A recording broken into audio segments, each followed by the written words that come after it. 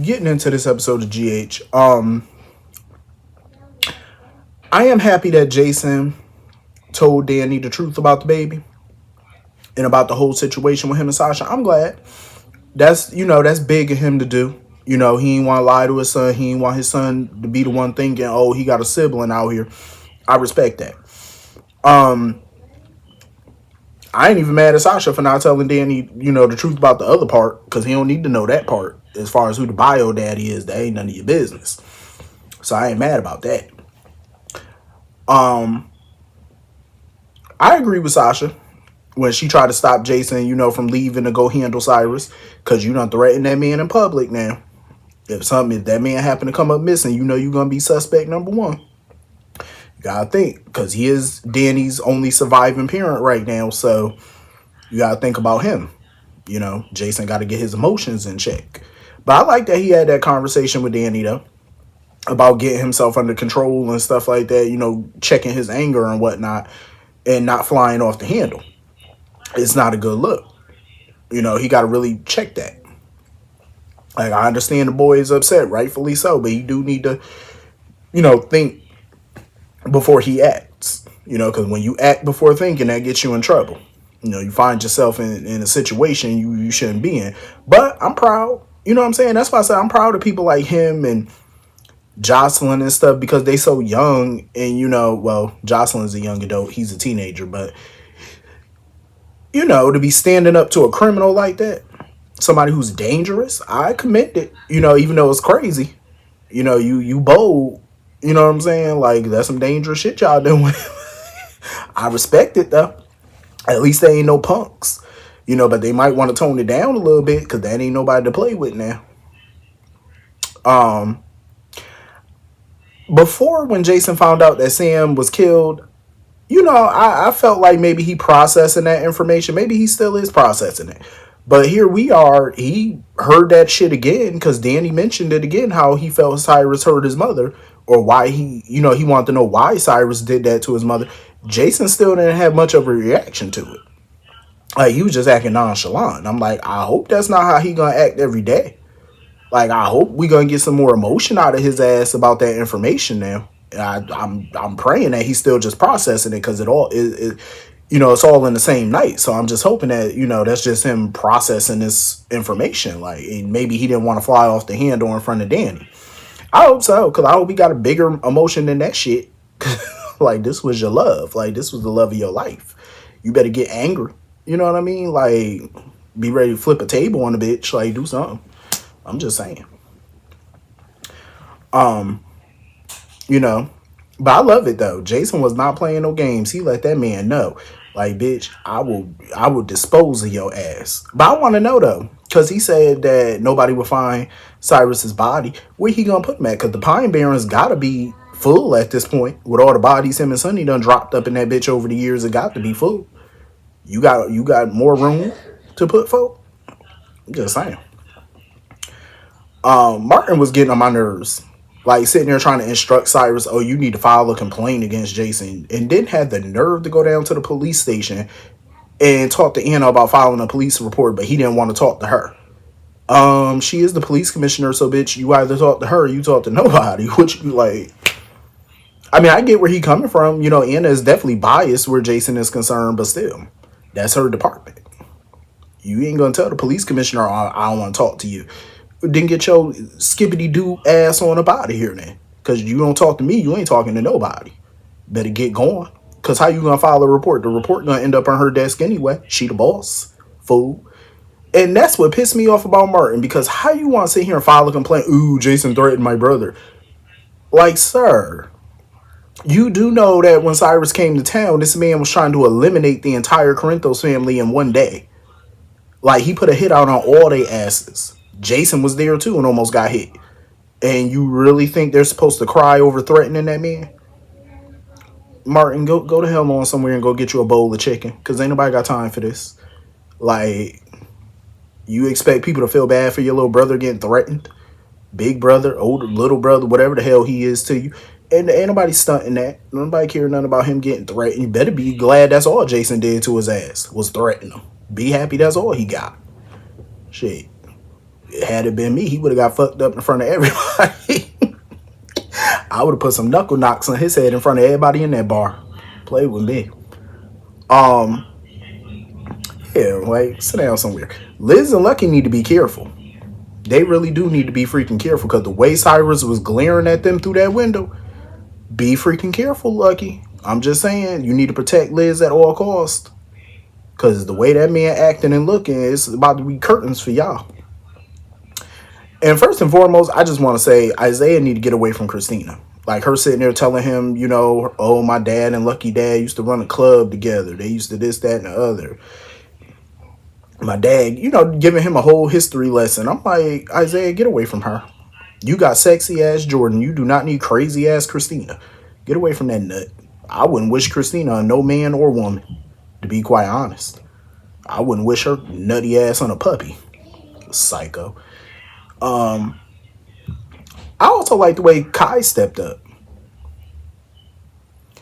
Like, I love the way I love how Kai got up in Cyrus' face and was like, you need to leave. Like, these little teenagers and young adults are getting bold, ain't they? Stepping up to criminals, dangerous folk, and not batting an eye either.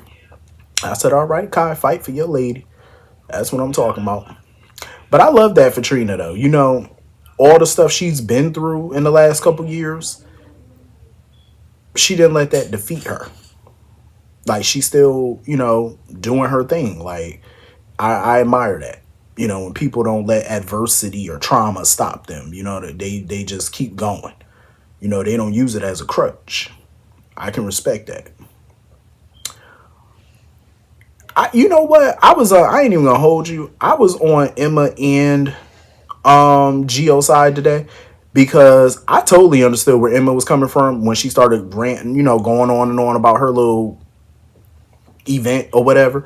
I get it. She was trying to distract Trina and whatnot, you know, trying to take her mind off the trauma and the Cyrus situation. I get that. But I also understood where Geo was coming from. Like, lady, now ain't the time to start talking about animals.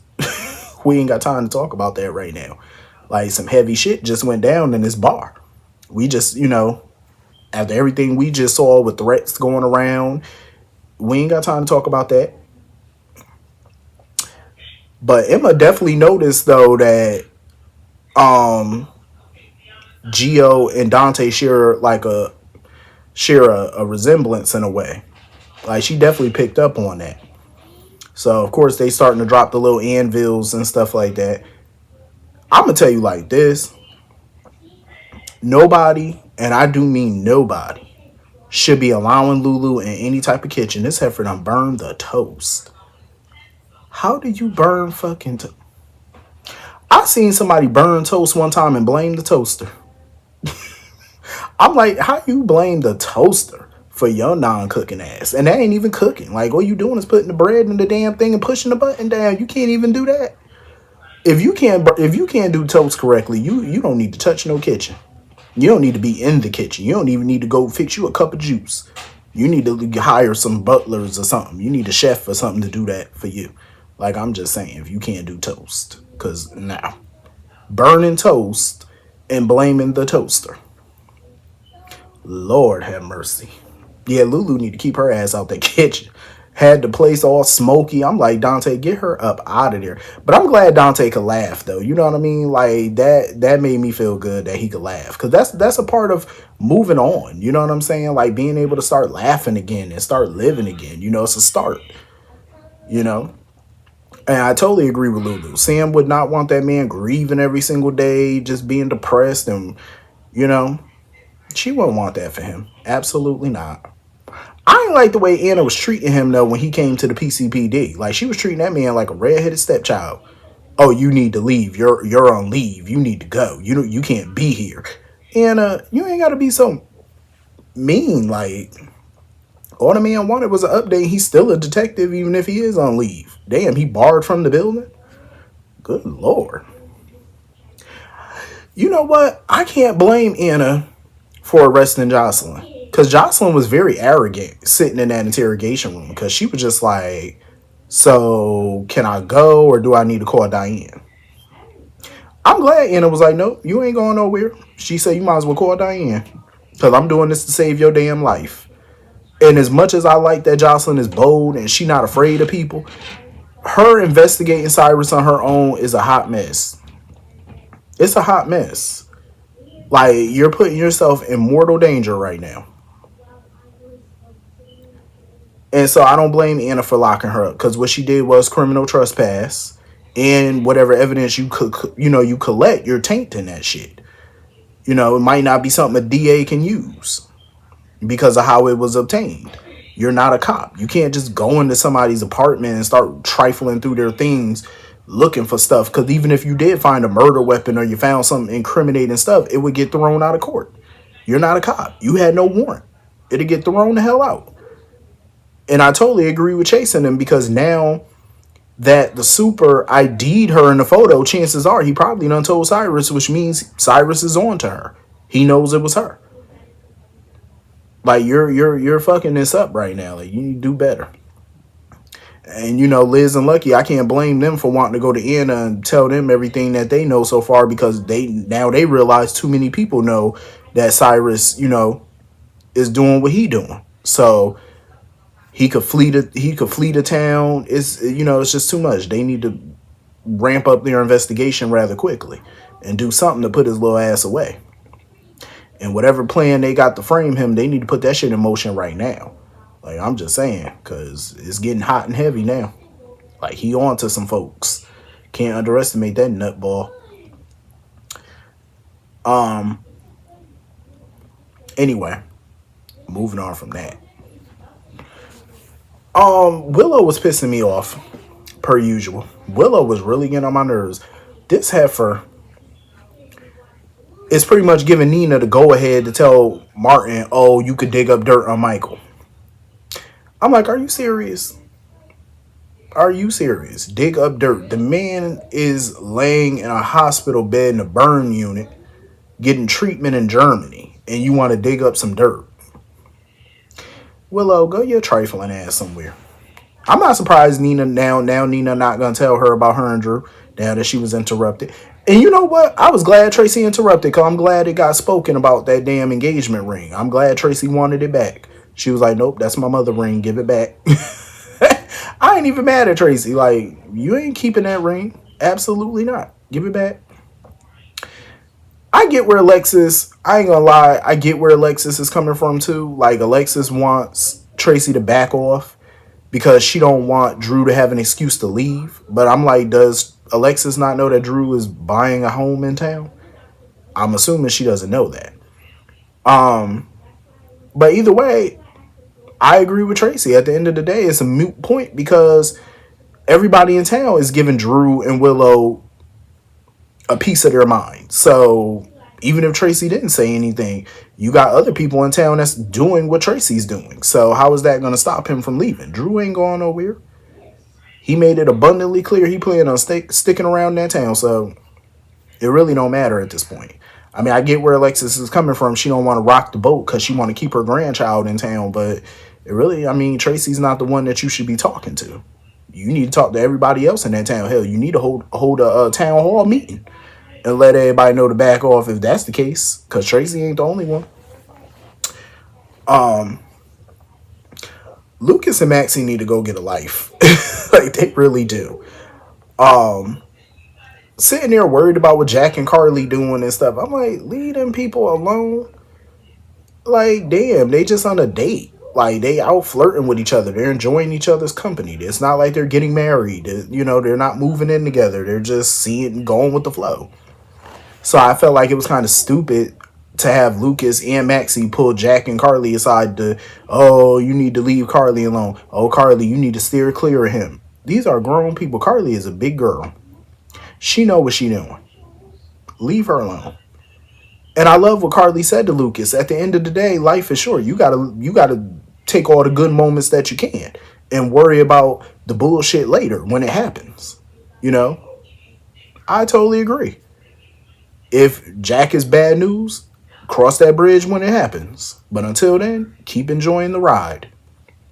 And I think what Carly said to him knocked some sense into Lucas, because at first he wasn't into like going on a date with somebody that Maxie wanted to hook him up with, because he wasn't interested in trying to find love again. And I'm glad, Carly said what she said, because now it changed his mind about doing the date. Now he's like, yeah, I want to do it. I totally agree. Like, even with what Maxie was saying, it ain't like you got to marry the dude. You ain't got to marry him. You ain't got to have kids with him. You ain't got to, it's just a date. Damn. Oh, I'm not looking for love. I ain't looking for a relationship. Who said that you had to be in one? It's a date. If it blossoms into something more, cool. If it don't, so what? Hell, enjoy the ride while you got it. It ain't got to be serious. Like, that's the problem with them. That's why I'm glad Carly just going with the flow at this point with Jack. It ain't nothing serious. They just flirting with each other. They're enjoying each other's company. And she likes that she gets to see this side of Jack that others may not get to see. And it was funny how Jack mentioned taking Frisco's job and stuff. But my thing is, realistically, why would Maxie even be upset that her father got the boot? Does she even talk to Frisco? Like, the man ain't much of a father. Like, I'm just saying. He's really not. Like, dude is never in her life. So, I wouldn't be upset about it at all, to be quite honest with you. I'll be sitting right there like, okay, you took his job. Good for you. That's how I would have reacted to it, to be quite honest. So, I can't blame Maxie in the slightest. But anyway, that was pretty much the whole episode. Peace.